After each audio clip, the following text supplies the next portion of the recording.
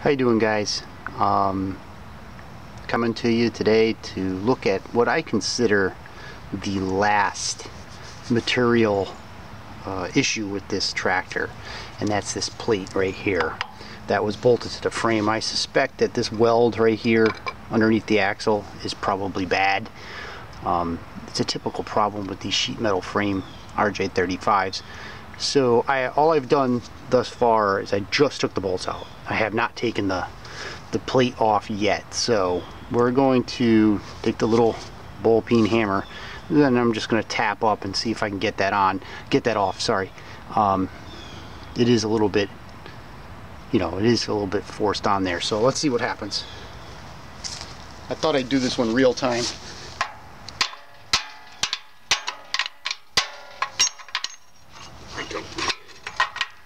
Alright, let's see what we have.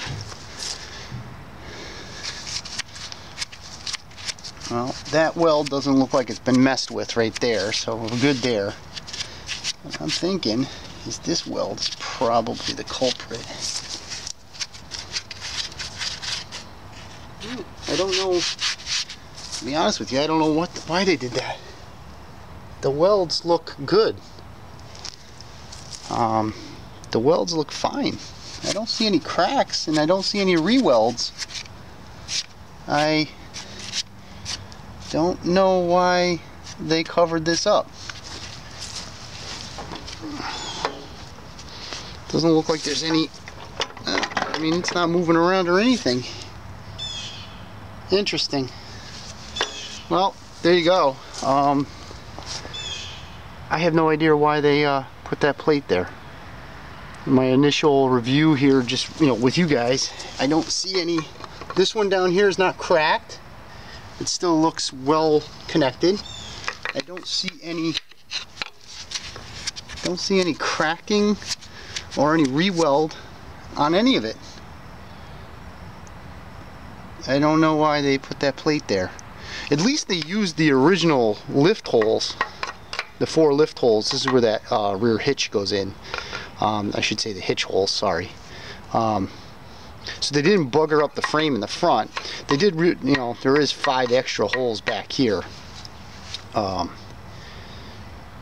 to be honest with you, I don't know at first glance why they put that support plate there, unless there was a fat man riding on this thing and they were afraid that it was going to pop off. But alright, well, there's that.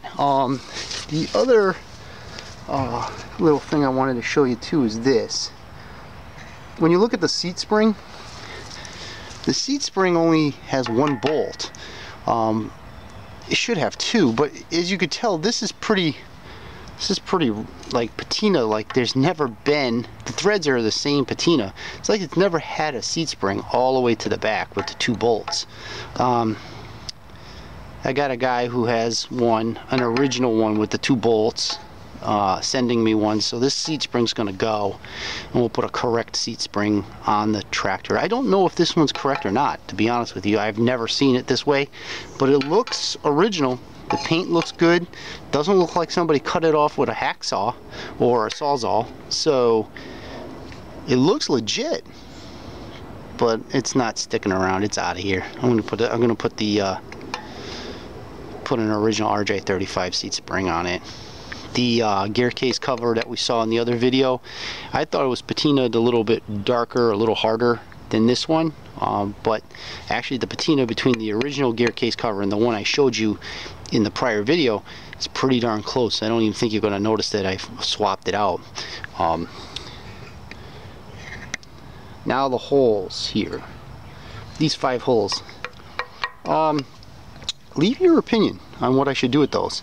I don't know if I should weld them up and just grind them down super smooth, or should I just leave them? I don't know what to do with them yet. I mean, obviously if I weld them, you're going to see shiny spots where I welded. I'm not too concerned about the paint, because the paint's pretty much gone in this area anyways. So I mean, I would like to know what you guys think. Send me leave a comment below indicating what you think. Should I leave them alone, or should I fill them all in? But alright, so looks like we dodged a big bullet with this one. If I see any kind of additional issue, or if there's a real problem, I will circle back with you guys, let you know. So when you thought I was done, there's more. Just took a closer look at all the welds on the back axle.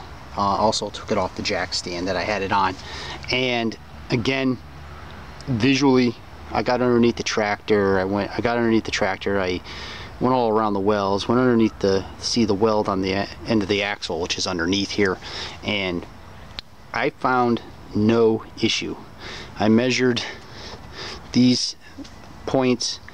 The whole system seems to be square. You know, it's off a little bit, but nothing like it's tweaked. So to be honest with you, again, I have absolutely no idea why somebody put this thing on that. The drive seems to work. I mean, when I turn the pulley, the tractor seems to engage and move fine.